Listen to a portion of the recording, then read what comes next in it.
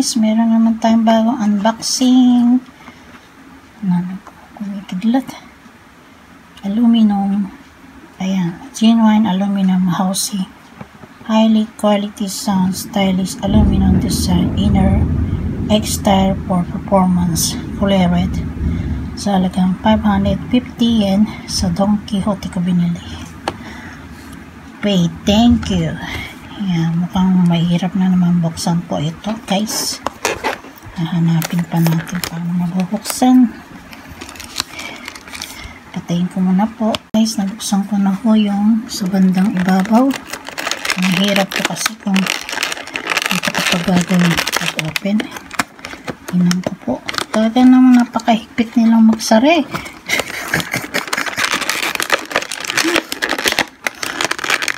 Huwag natin sirain. Kasi di ko alam paano i-open lahat ito. Ay, Diyos ko naman. Mamaya ulit. Diyos ko mga guys.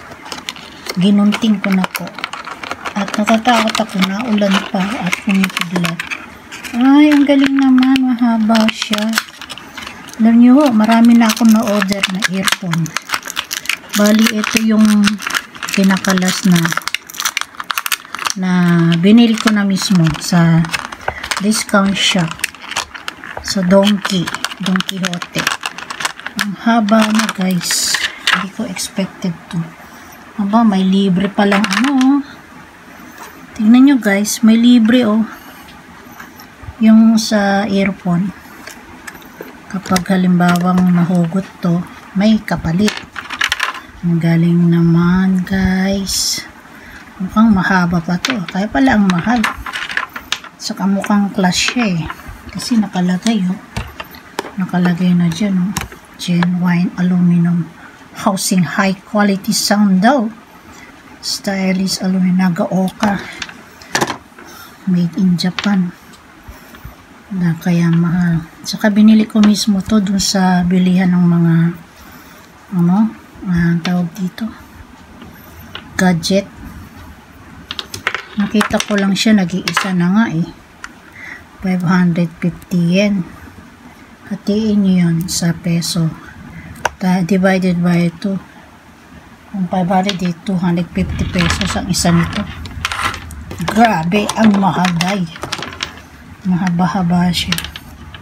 Diyos ko, habang nag-unboxing ako pa na yung kulog mga guys. Natatakot na ako. Tapos, ano kaya ito? Ayan. Itong imbestigahin ko pa. Hindi ko alam yan. Anong ibig sabihin yan? So, hanggang dito na lamang guys.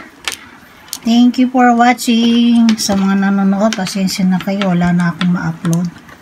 Kaya, ito na lang. Yan. Yan na po ang kinalabasan ng aking unboxing. Thank you for watching. God bless. At laging thank you sa pag-support niyo sa akin.